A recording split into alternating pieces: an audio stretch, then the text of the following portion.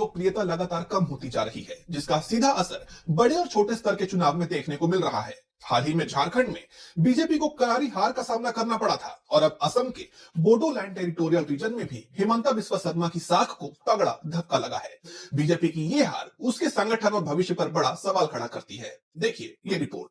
Vote चोरी को लेकर विपक्ष सरकार पर हमलावर है। इसी बीच एक तरफ बिहार का विधानसभा चुनाव होना है, तो दूसरी तरफ असम के बोडोलैंड टेरिटोरियल रीजन यानी बीटीआर चुनाव में बीजेपी को करारा झटका लगा है, जिससे पार्टी की राज्य में नींव हिलती हुई दिख रही है। सबसे बड़ी बात तो यह है कि असम में 6 महीने बाद ही विधानसभा का चुनाव होना है और कांग्रेस दावा कर रही है कि इस बार वो असम में बीजेपी को बड़ी आसानी से हरा देगी। और अब जो चुनाव नतीजे असम से सामने आए हैं, उससे कांग्रेस के ये दावे सच साबित होते हुए दिख रहे हैं।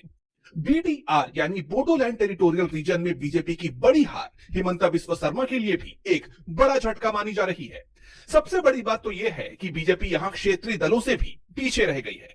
नतीजों की बात करें तो कुल सीटें 40 थी और बहुमत के लिए 21 सीटों की जरूरत थी। बीपीएफ को 28 सीटें मिली, बीजेपी को 5, तो वहीं यूपीपीएल को 7 सीटें मिली। बीपीएफ यानी बोडोलैंड पीपल्स फ्रंट ने 40 में से 28 सीटों पर जीत हासिल की है, जबकि बहुमत के लिए 21 सीटों की जरूरत होती है। यानी चुनाव में बीपीएफ को अकेले अपने दम पर बहुमत मिल गया है। बीजेपी को सिर्फ 5 सीटों पर बढ़त है, वहीं यूपीपीएल को मात्र 7 सीटों पर जीत मिली है। बता दें कि इस चुनाव में बीजेपी अकेले लड़ी थी। इसकी वोटिंग 22 सितंबर को हुई थी और इस चुनाव में 316 उम्मीदवार मैदान में थे।